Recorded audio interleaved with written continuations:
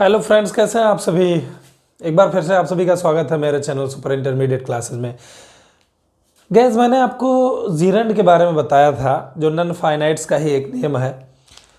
तो मैं चाहता हूं कि जीरेंड के बारे में आपको थोड़ा और भी नॉलेज हो जाए अच्छी तरह से।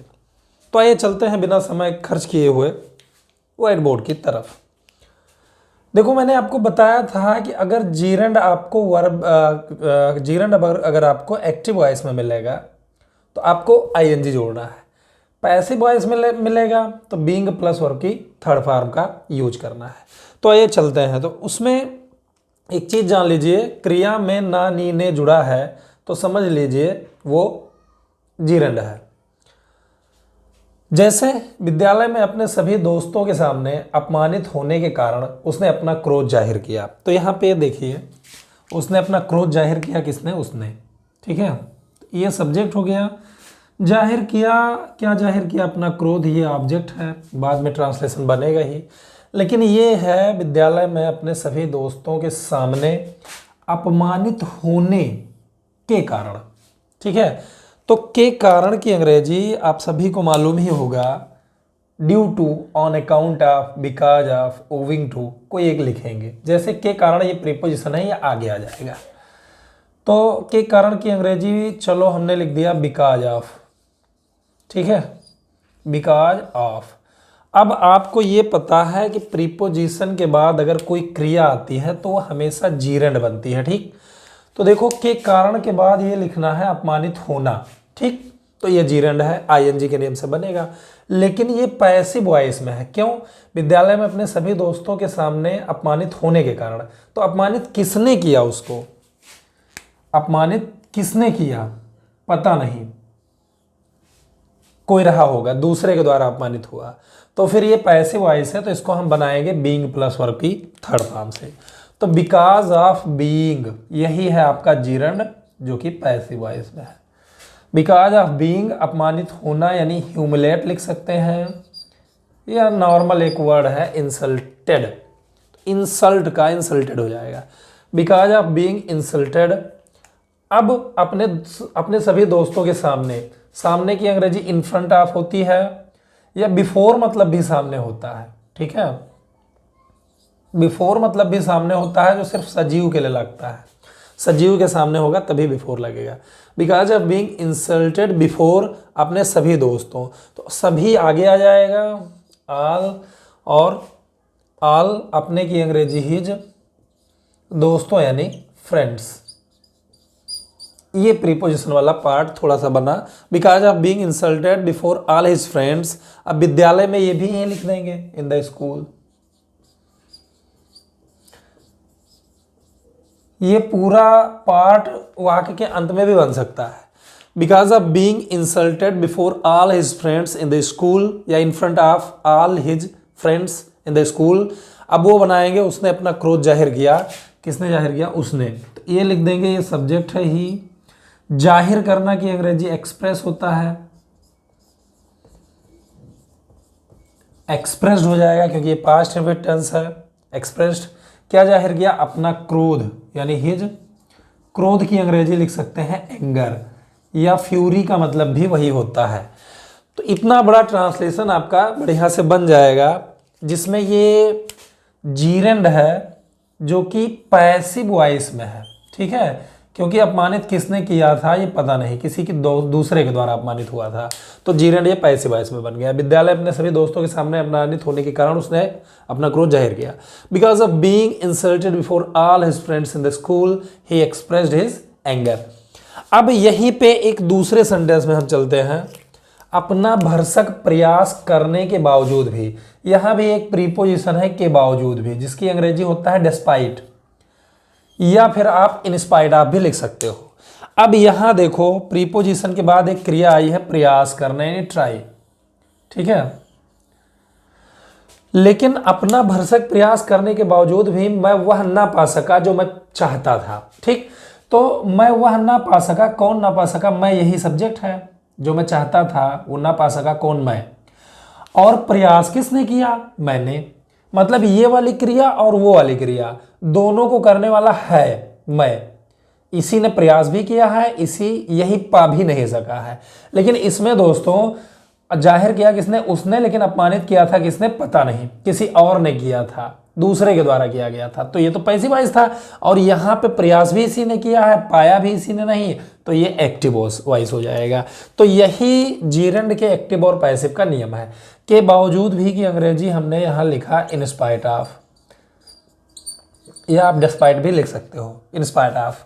प्रयास करना यानी ट्राई, ट्राई मतलब प्रयास करना, या स्ट्राइव मतलब भी प्रयास करना होता है, वो आपके ऊपर है। अच्छी अंग्रेजी लिखिए, अच्छा जो है पर्यायवाची लिखिए। इन स्पाइट ऑफ ट्राइंग, अपना भरसक, यानी अपना की अंग्रेजी हिज, भरसक के लिए हमने लिखना होता है बेस्ट।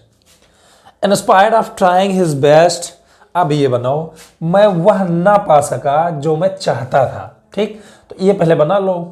आई सका के लिए आपने कुड लिखना है, आई कुड। यहीं पे जो है कुडंट लिख देंगे क्योंकि नेगेटिव सेंटेंस है। आई कुडंट, पाना की अंग्रेजी गेट होता है, आई कुडंट गेट, मैं पा नहीं सका। क्या नहीं पा सका? जो मैं चाहता था, वो ऑब्जेक्ट है, वही लिखेंगे, वह नहीं लिखेंगे। यहाँ पे वह नहीं लिखेंगे।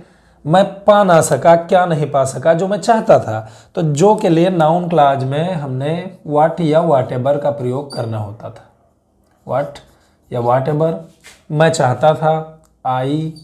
चाहना की अंग्रेजी विश होता है, उसका थर्ड फॉर्म हो जाएगा विश्ड, या वांटेड भी लिख सकते हैं।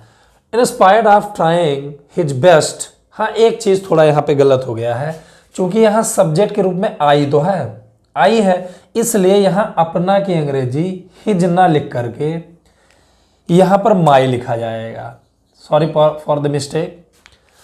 In spite of trying my best I couldn't get what ever I wished. इस तरह से आपको बनाना है। तो यही अंतर है। देखो, जब जीरंड हो और वाक्य की मुख्य क्रिया हो, इन दोनों क्रियाओं को करने वाला सब्जेक्ट ही हो, तब वहां पर जीरंड एक्टिव वॉइस में होगी। लेकिन मेन वर्ब को करने वाला सब्जेक्ट हो, लेकिन जो क्रिया जीरंड में है उसको करने वाला कोई ना हो, यानी किसी दूसरे के द्वारा किया गया हो, किसी दूसरे के द्वारा वो काम किया गया हो, तब वो पैसिव वॉइस हो जाएगा। एक्टिव वॉइस में प्रीपोजिशन के बाद क्रिया में आईएनजी फॉर्म, जीरंड का एक्टिव वॉइस, और प्रीपोजिशन के बाद जब हम क्रिया को पैसिव वॉइस में पाते हैं तो बीइंग प्लस वर्ब की थर्ड फॉर्म का यूज करने से वो जीरंड का पैसिव वॉइस बन जाएगा। उम्मीद करता हूं आपको समझ में आया होगा। चलिए चलते हैं, ये सेंटेंस देखते हैं। तुम्हें अच्छी शिक्षा ग्रहण करके एक सरकारी नौकरी पाने की कोशिश करना चाहिए।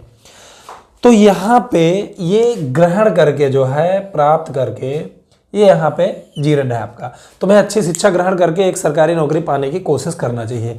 जब आप कुछ करने के बाद, किसी चीज को करने के द्वारा जब आपको कुछ मिलता है या नहीं मिलता है, तो उसके लिए हमें बाई का यूज करना होता है। ठीक है, जैसे कहा जाए धूम्रपान करके तुमने अपनी जिंदगी बर्बाद कर ली है, तो धूम्रपान करके यानी by smoking, you have ruined your life by smoking. ठीक है, कुछ करने के बाद आपको कुछ मिलता है, न मिलता है, तो उसके लिए आपने बाई का यूज करना है। और जैसे ही बाई लग जाएगा, प्रीपोजिशन लग जाएगा, तैसे वहां पे जीरंड बनेगा। ठीक है, तो ये जब हम बनाएंगे, तुम्हें अच्छी शिक्षा ग्रहण करके एक सरकारी नौकरी पाने की कोशिश करना चाहिए। किसको करना चाहिए? तुम्हें, यू। तो यहाँ पे चाहिए के लिए आप बहुत जरूरी है, तो उसके लिए मस्ट लगा दो, और नहीं तो शुड से काम चल जाएगा, यू शुड। अब पहले क्रिया लिखो, कोशिश करना चाहिए। कोशिश करना की अंग्रेजी होता है ट्राई, यू शुड ट्राई। किस चीज की कोशिश करना चाहिए? एक सरकारी नौकरी पाने की। यहाँ पे देखो भैया जी, एक नॉन फाइनाइट और आ गया है, इन्फिनिटिव आ गई है, पाने की। तो इसको हमें लिखना है टू गेट। ठीक है, you should try to get, पाने की कोशिश करनी चाहिए। क्या पाने की कोशिश करनी चाहिए? एक सरकारी नौकरी, या ऑब्जेक्ट है, इसको लिख दिए जी, ए गवर्नमेंट जॉब। ठीक है, you should try to get a government job. अब देखो यहाँ पे जीरंड है, अच्छी शिक्षा ग्रहण करके। ठीक है, तो यहाँ पे बाई, ग्रहण करना की अंग्रेजी अटेन या अचीव या गेन, बाय अचीविंग। क्या ग्रहण करके? अच्छी शिक्षा, गुड एजुकेशन। ये आपका ट्रांसलेशन बनके तैयार हो गया। तुम्हें अच्छी शिक्षा ग्रहण करके एक सरकारी नौकरी पाने की कोशिश करना चाहिए। You should try to get a government job by achieving good education. इस तरह से आपने बनाना है। फिर और समझते हैं, पकड़े जाने से बचने के लिए छोटा बच्चा एक पेड़ के पीछे छुप गया। कौन छुप गया? छोटा बच्चा। ये तो आपका सब्जेक्ट है। छुप गया ये क्रिया हो जाएगी, टेंस के अनुसार बना लीजिएगा। एक पेड़ के पीछे, ये भी उसी का हिस्सा है। अब देखो, पकड़े जाने से बचने के लिए, बचना की अंग्रेजी अवॉइड या एस्केप होता है, लेकिन चलो इसको बनाते हैं। पहले पेड़ के पीछे छुप गया कौन? छोटा बच्चा। पहले इसको हम सब्जेक्ट लिख देंगे, द स्मॉल या लिटिल चाइल्ड लिख देंगे यहाँ पे, है ना। द स्मॉल चाइल्ड छुप गया। छिपना की अंग्रेजी हाइड होता है, उसका सेकेंड फॉर्म हमने हिड लिख देना है क्योंकि पास्ट परफेक्ट टेंस है। एक चीज और जान लीजिए, हिड के बाद रिफ्लेक्सिव प्रोनाउन हिमसेल्फ हरसेल्फ ऐसा करके लिखा जाता है। तो छोटा बच्चा एक पुरुष जाति के अंतर्गत आता है, तो हमने यहाँ पे लिख देना है himself. The small child hid himself, एक पेड़ के पीछे यानी बिहाइंड, ये प्रीपोजिशन है बिहाइंड, एक पेड़ यानी ए ट्री, हमने ये चीज लिख दिया। The small child hid himself behind a tree. अब देखो, पकड़े जाने से बचने के लिए, तो यहां पर जो बचने के लिए है ये एक्चुअली इन्फिनेटिव है। बचने के लिए तो बचना की अंग्रेजी अवॉइड या एस्केप होता है, ठीक है। तो ये इन्फिनेटिव बन जाएगा एस्केप, और एस्केप और अवॉइड के बाद हमेशा जीरेंड आती है। ये एस्केप और अवॉइड जो है इसके बाद हमेशा जीरेंड आती है। तो यहां पे आया है पकड़े जाने। अब समझिए, पीछे कौन छुप गया? छोटा बच्चा, ये सब्जेक्ट है, इसने क्रिया की है, छुप गया। लेकिन पकड़े जाने यानी कौन पकड़ेगा उसको, ये नहीं पता है, कोई दूसरा पकड़ेगा। तो यही ये पैसिव वॉइस है, ठीक है, यही ये पैसिव वॉइस है। अगर इसी काम को यही सब्जेक्ट यही कर रहा होता तब समझ लीजिए वो एक्टिव वॉइस हो जाता। तो पकड़े जाने कोई दूसरा पकड़ेगा, तो इसके लिए हमें इसको जीरेंड बनाना है, लेकिन पैसिव वॉइस में। पकड़े जाने यानी बीइंग कैच यानी काट हो जाएगा उसका third form. To escape being catch का थर्ड फॉर्म हमने लिख देना है काट। और अभी इसी का मैं एक्टिव वॉइस आपको बताता हूं। The small child hid himself behind a tree to escape being caught. वहां पे चूंकि पैसिव वॉइस था, इसलिए हमने इस जीरेंड को क्या बनाया? पैसिव वॉइस बनाया, ठीक है।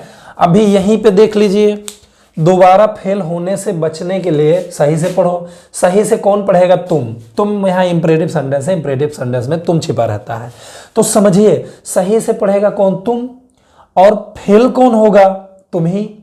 तो मतलब ये सही से पढ़ने और फेल होने की क्रिया जो है वो सब्जेक्ट यू पर ही आता है। मतलब इसमें सब्जेक्ट है, तो यहाँ पे जो जीरेंड है फेल होना वो एक्चुअली एक्टिव वॉइस में है, तो हमने आईएनजी जोड़ देना है। और यहीं पे पकड़े जाने, किसने पकड़ा था पता नहीं, कोई दूसरा पकड़ेगा, किसी दूसरे के द्वारा काम हो रहा था, तो ये पैसिव वॉइस है। उम्मीद करता हूं आपको समझ में आया होगा। दोबारा फेल होने से बचने के लिए सही से पढ़ो, ये एक्चुअली इंपरेटिव सेंटेंस है। पहले इंपरेटिव सेंटेंस बनाइए। स्टडी मतलब अध्ययन करो, सही से पढ़ो। पढ़ो सही से की अंग्रेजी होता है प्रॉपरली, ठीक है। ये एक एडवर्ब है। वीडियो को आप सब्सक्राइब कर लीजिए, धीरे धीरे हर चीज आप जानते जाओगे। स्टडी प्रॉपरली, और यहां पर बचने के लिए, दोबारा फेल होने से बचने के लिए सही से पढ़ो। तो बचने के लिए आपने क्या करना है? टू अवॉइड लिख देना है, ठीक। स्टडी प्रॉपरली टू अवॉइड यानी बचने के लिए, किस चीज से बचने के लिए? दोबारा फेल होने। फेल होना, यहां पर फेल कौन होगे? तुम ही, इसीलिए एक्टिव वॉइस है। तो active voice to avoid failing लिख देंगे, यानी आईएनजी जोड़ देंगे एक्टिव वॉइस में, ठीक है। Study properly to avoid failing again, तो यहां पे हो गया अगेन। तो उम्मीद करता हूं आपको एक्टिव और पैसिव वॉइस जीरेंड जो है वो समझ में आया होगा। अब जीरेंड सब्जेक्ट के रूप में भी आता है, ऑब्जेक्ट के रूप में भी आता है, बस ये संज्ञा का गुण रखता है, ये नाउन का गुण रखता है। जैसे देखिए, देखना ही विश्वास करना है, ठीक है। तो यहां पर विश्वास करना क्या है? देखना, और ये विश्वास करना, ये दोनों जीरेंड है। इसको जब हम बनाएंगे दोस्तों, तो देखना ही यानी सीइंग, सी मतलब देखना, उसमें आईएनजी जोड़ दे, जीरेंड बन गया। है के लिए हमने लिख दिया इज, सीइंग इज। और विश्वास करना की अंग्रेजी होता है बिलीव।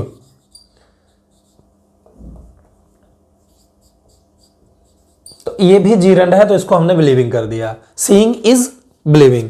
अब इसमें दोनों जीरंड आया है, यहाँ सब्जेक्ट के रूप में भी जीरंड आया है और यहाँ कंप्लीमेंट के रूप में भी जीरंड आया है। एक चीज ध्यान रखिए, फ्रेजल वर्ब और फ्रेजल एडजेक्टिव, ऐसी क्रियाएं जिनके बाद अस्थायी रूप से प्रीपोजिशन लगे होते हैं उनको हम फ्रेजल एडजेक्टिव कहते हैं, जो आगे चल के आप पढ़ेंगे।